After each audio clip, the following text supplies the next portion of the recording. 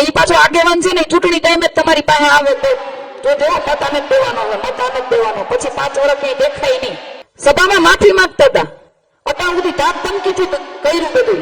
મત આપજો નગર તમારા કામ નહીં થાય, ડરાવી ધમકાવીને રાખ્યા તમને. હવે એમ ખબર પડી ગઈ આપણા પાયા હલી ગયા છે, એટલે હવે માફી માંગવા માંડ્યા. તમારી ક્યાંય ભૂલ થઈ ગઈ તો માફ કરી દેજો, પણ મત અમને દેજો.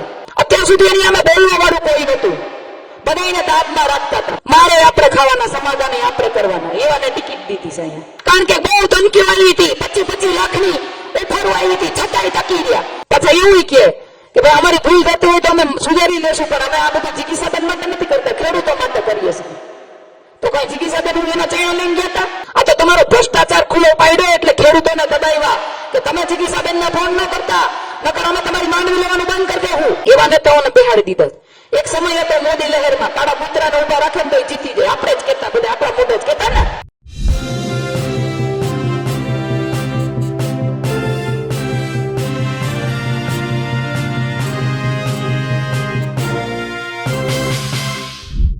સ્થાનિક સ્વરાજની ચૂંટણીનો પ્રચાર અને રાજકોટના મોવિયામાં ઈસુદાન ગઢવીનો કાર્યક્રમ, એની અંદર સ્થાનિક પાટીદાર આગેવાન અને આપના નેતા જિગીસા પટેલ પણ હાજર. જિગીસા પટેલે કીધું કે જે રીતે ભાજપ હરાવવા માટે મથી રહ્યું છે, સામદામ દંડ ભેદનો ઉપયોગ કરી રહ્યું છે, તે યોગ્ય નથી. એની સામે અડીખમ રહેવું જરૂરી છે. ત્યાં તેમણે ઉમેદવારોને પણ દેખાડ્યા લોકો સામે કે કઈ રીતે આ ઉમેદવારોને અપહરણ કરવામાં આવ્યા, ધમકાવવામાં આવ્યા, છતાં લોકો અડગ રહ્યા. તેમણે ત્યાં સુધી કીધું કે આ હડકવાનો જે ઉપાય છે તે કરવો પડે, એટલે ડરવાની જરૂર નથી. ભાજપ જે કરે, સામદામ દંડ ભેદ કરે, પણ એક વખત બદલાવ આવશે તો આ પરિવર્તન જોરથી આવશે. નમસ્કાર, હું છું ચિંતામણી પુતનલ પટેલ. સ્વાગત છે આપનું મારા કાર્યક્રમમાં. આવો સાંભળીએ જિગીસા પટેલે મોવિયાના સભામાં શું કહ્યું.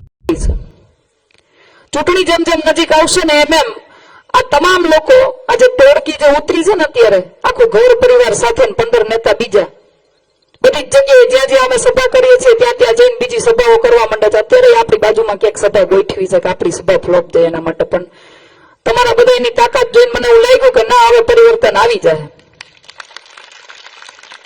આ લોકો શું કરે છે, ગામે ગામ એક એક જાતિના આગેવાનો રાખે. એક પટેલ સમાજનો હોય, પટેલ સમાજમાં વળી એક કડવા પટેલનો હોય, એક લેવા પટેલનો હોય, એક દલિત સમાજમાંથી, એક ક્ષત્રિય સમાજમાંથી, એક કોળી સમાજમાંથી આગેવાનો રાખે.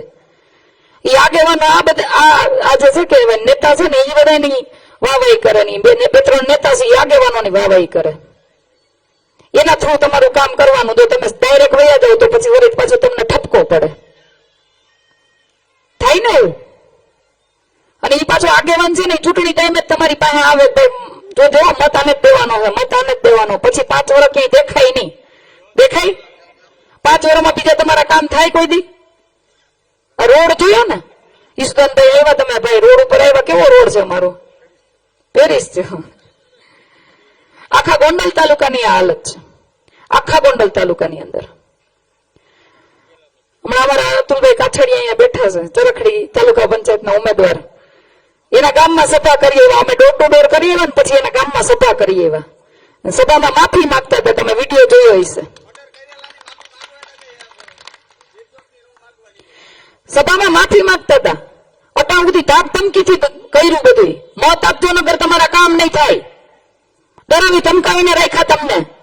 હવે એમ ખબર પડી ગઈ આપણા પાયા હલી ગયા છે, એટલે હવે માફી માંગવા માંડ્યા કે અમારી ક્યાંય ભૂલ થઈ ગઈ તો માફ કરી દેજો, પણ મત અમને દેજો.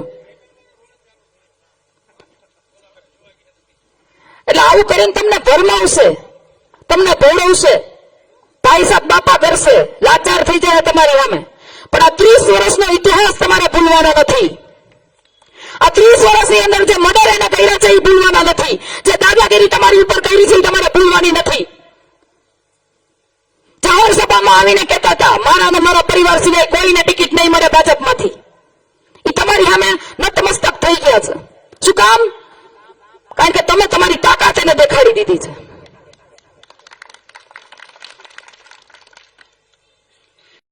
ભાઈ અમારા મહેશભાઈ ડાબી છે અને મને મુદ્દો યાદ કરાવો એટલે હું કહું.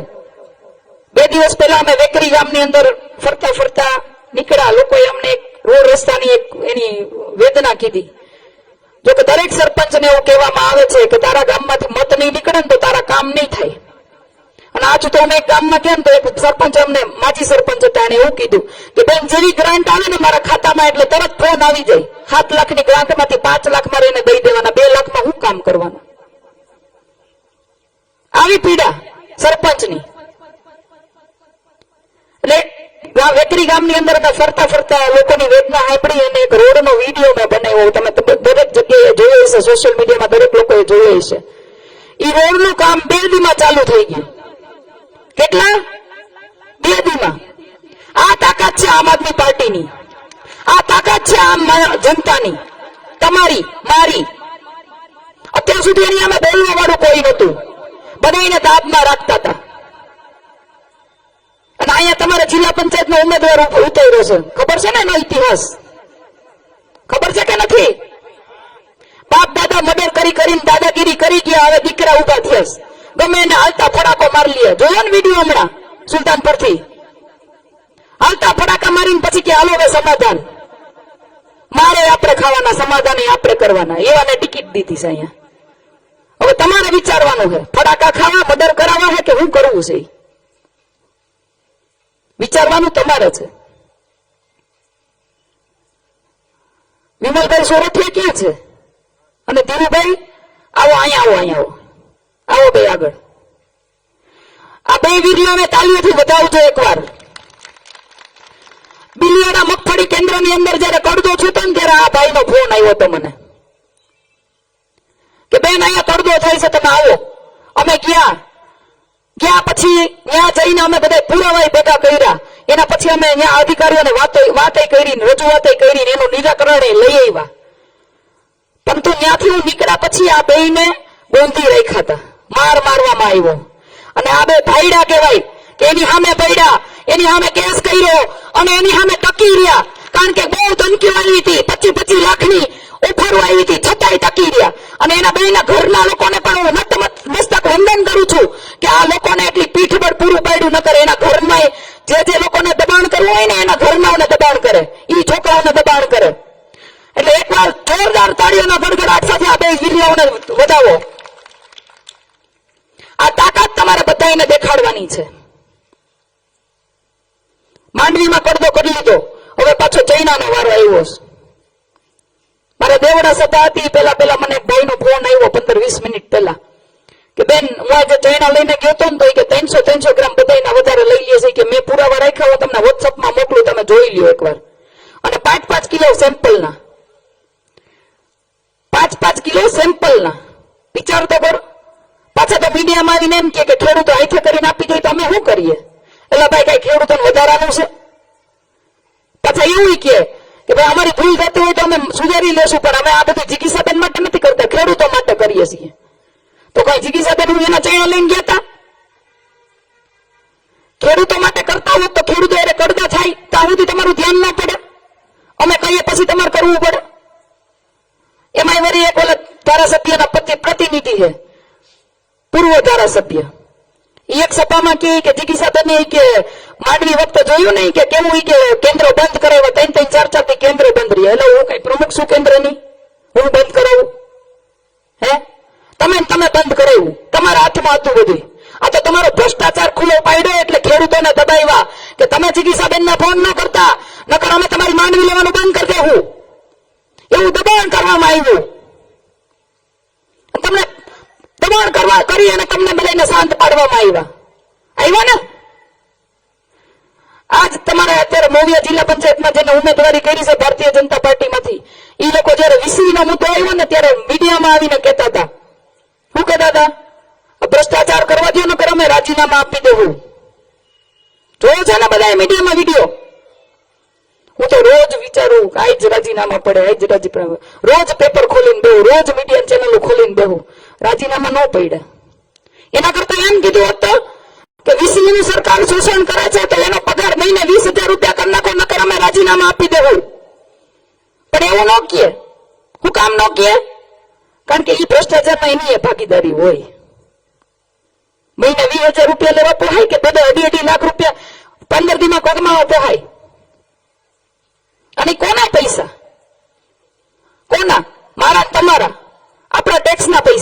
હું કામ દઈ દેવાના? દર વખતે આપણે શું કામ માર ખાઈએ? બીજું, આ લોકો દર વખતે છે ને એક કિમિયો કરે છે જાતિવાદનો. હું કોઈ પણ મુદ્દો લઈને આવું ને એટલે એની પાસે બે જ વાત હોય. બેન જાતિવાદ કરે છે ને બહારથી આવ્યા છે, હારી જાય એટલે વયા જાય. બે જ વાત ઉપર તમને ભરમાવે. હવે મને કેજો બધા હાથ ઊંચો કરીને કે હું રોડ રસ્તાના પ્રશ્નો માટે જયારે મારે અવાજ ઉઠાવું છું તો હું ખાલી એક જ જાતિ માટે ઉઠાવું છું. એ રોડ બનાવવાના ચાલુ થઈ ગયા, એમાં 18 વર્ષના લોકો ચાલે છે કે નથી ચાલતા? હોકારો કરો ને, ખબર પડવી જોઈએ. પાણીનો પ્રશ્ન ઉઠાવો, નદીઓના પ્રશ્ન ઉઠાવવા, લાલ પાણી, કાળું પાણી, પીળું પાણી, ચોખ્ખું પાણી ક્યાંય મળતું જ નથી. તો એ પ્રશ્ન હું એક જ જાતિના લોકો માટે ઉઠાવું છું કે 18 વર્ષના લોકો માટે ઉઠાવું છું? પરંતુ એ ક્યાંક ને ક્યાંક ડરી ગયા છે એટલે જાતિવાદ એવું તમારા મગજમાં નાખી અને તમને ભરમાવે છે. આ ભરમમાં આવતા નહીં. દર વખતે ભારતીય જનતા પાર્ટીની આદત છે કે એ દર વખતે જાતિવાદ કરીને આપણી ઉપર રાજ કરે છે. ભાગલા પાડીને રાજ કરો, વધારે થાય તો ભારત પાકિસ્તાન કરી નાખે. આજ એની નીતિ છે. મુદ્દાની લડાઈ કોઈ લડતું નથી. મત લેવા આવે ત્યારે તમને એમ કહે કે અમે આ રોડ કરી દેવું, ફલાણું કરી દેવું, ટીકડું કરી દેવું. ચૂંટણી પૂરી થઈ જાય પછી તમે ત્યાં ધક્કા ખાવ ને તો તમને કોઈ જવાબ નથી દેતું. એક સોડાની બાટલી પાઈને વેતા કરી દે ને. મને ઘણાએ કીધું કે બેન ત્યાં જાય ને એટલે એક સોડાની બાટલી તો પાય જ, બીજું કઈ દે કે ન દે. એટલે આજે મારે તમને સૌને એ કહેવું છે કે આ મોકો મળ્યો છે તમને, આ મોકો હાથમાંથી ન જવા દેતા. અત્યાર સુધી બધાને કીધું ખેડૂતોની આવક બમણી થશે, યુવાનોને રોજગાર મળશે, 15 લાખ રૂપિયા તમારા ખાતામાં આવશે. કેટલાના ખાતામાં આવ્યા મને હાથ ઊંચો કરીને કહેજો જી. ખેડૂતોની આવક બમણી થઈ? આવક થઈ ને બમણી? આવક બમણી નથી થઈ. યુવાનોને કેટલાને નોકરી મળી? રોજગાર ધંધા કેટલાના ચાલે છે? આમ જરાક હાથ ઊંચો કરીને કહેજો જી ને. આ મોંઘવારીમાં કોઈને પૂરું થાય છે? પાયમાલ કરી દીધા આપણને, પાયમાલ. એક વીઘે આપણને સહાય કેટલી આપી દી? 3200 રૂપિયા. એમાં ખાતર બિયારણ નહોતા થતા, ખબર હે ને? તમારી પાસેથી જે પૈસા ઉઘરાવે છે ટેક્સના, એ પૈસા ક્યાં જાય છે હું તમને કહું. સેમડા કેટલા ગયા છો? સેમડા ગામની મુલાકાત લીધી છે કોઈએ? ગઢ જોયો છે? ગઢના કાંગરા જોયા છે? કેટલા ઊંચા છે ઈ જોયા છે ને? આપણે ભલે ને આમ સેડે સિમેન્ટના થાંભલા ખોડીને ફેન્સિંગ મારતા હોય અથવા તો ગમે કાટાડી વાય નાખી દેતા હોય, આપણને શું ફરક પડે? આપણે કઈ ખોટા કામ કરવા નથી. આ સેડેથી ઓલા સેડે ભલે ન કરવું દેખાય, પણ આને દિવાલ ઊંચી કરવી પડે. શું કામ? કારા કામ બધા અહીંયા જ થતા હોય. ઘણાની જિંદગી બરબાદ કરી નાખી છે ગઢના કાંગરાવે. ઘણાને રવાડે ચડાવી દીધા, મને બધી ખબર છે. ઘણા લોકો મને કહે, મહિલાઓ મને ઘણી કહે છે કે અમારા છોકરાઓને કેવા રવાડે ચડાવ્યા છે. બાજુમાંથી રોડ જાય છે, રોડ જોયો છે? ગઢની બાજુમાંથી રોડ જાય, રોડ જોયો છે કોઈએ? કેવા ટકાટક રોડ છે, એ કઈ કાકરી નો ખરે. ગઢ ચાલુ થાય ત્યાં એક મસ્ત મજાનો એક દરવાજો, ગઢ પૂરો થાય ત્યાં એક મસ્ત મજાનો દરવાજો. બાજુમાંથી એક નદી જાય છે, એ નદી ઉપર ડેમ બાંધેલો છે ને એટલું ચોખ્ખું પાણી એટલું ચોખ્ખું. અને આપણી નદીમાં લીલ જામતી હોય, કારખાનાના પાણી ભરતા હોય કેમિકલ વાળા. માથે બાંધકામ કર્યું છે નદીમાં, નદીની અંદર. સાંભળજો આ બધું, નદીની અંદર બાંધકામ કર્યું છે. ત્યાં ડિમોલેશન ન આવે, ડિમોલેશન તમારા ગામમાં આવે. આવ્યું છે ને? આ બધો રૂપિયો ક્યાંથી આવે છે? ક્યાંથી આવે છે આ બધો રૂપિયો? 3 માંથી એકઈને જોયા છે ક્યાંય કામ કરતા? પાવડો લઈને ક્યાંય નાકું વારતા જોયા કોઈએ? ક્યાંથી આવે છે પૈસો? તમારા ખીચામાંથી, એપીએમસી માંથી, નગરપાલિકામાંથી, નાગરિક બેંકમાંથી, સરપંચોની ટકાવારીમાંથી. તાલુકા જિલ્લામાં તમે કોઈને ચૂંટીને મોકલશો ને તો એમાંથી ટકાવારી લે. રોડ રસ્તાના કોન્ટ્રાક્ટ પાસે તો 20-20% હાલે. તમે વિચાર તો કરો, 20-20% ભાગીદારી. ગ્રાન્ટ પાસ થાય એટલે 20% અહીંયા મૂકી આવવાના જ, તો જ તમારી ગ્રાન્ટ પાસ થાય, બાકી ન થાય. એટલે તમને નથી મળતું કાંઈ. આજે આઝાદીના આટલા વર્ષ પછી પણ આપણે આપણા મૂળભૂત અધિકારો માટે વળખા મારવા પડે. તમે વિચાર કરો, હું આપણે આવી જિંદગી જીવવાની છે? એક જિંદગી મળી છે, આવી રીતે જીવવાની છે ગુલામીમાં. મારે તમને બધાને પૂછવું છે, આઝાદીની બીજી લડાઈ હું એટલા માટે કહું છું કે પહેલા આપણે લોકો અંગ્રેજોના ગુલામ હતા, હવે આવા નેતાઓના ગુલામ છીએ. અને એવા નેતાઓને આપણી માથે બેહાડી દીધા છે કે જે આપણી ઉપર દાદાગીરી કરે, દબંગગીરી કરે. એવા નેતાઓને બેહાડી દીધા. એક સમય હતો મોદી લહેરમાં, કાળા કૂતરાને ઉભા રાખે ને તો એ જીતી જાય. આપણે જ કહેતા, બધા આપણા મોઢે જ કહેતા ને કે ભારતીય જનતા પાર્ટીમાં કાળું કૂતરું ઉભું હોય ને તો એ જીતી જાય, કહેતા ને. હવે એ કાળા કૂતરા થશે હડકાયા, અને એ હડકવાની રસી અટાણે તમારી પાસે છે. હવે એ કાળા કૂતરાની દવા તમારે કરવાની છે, કરશો ને?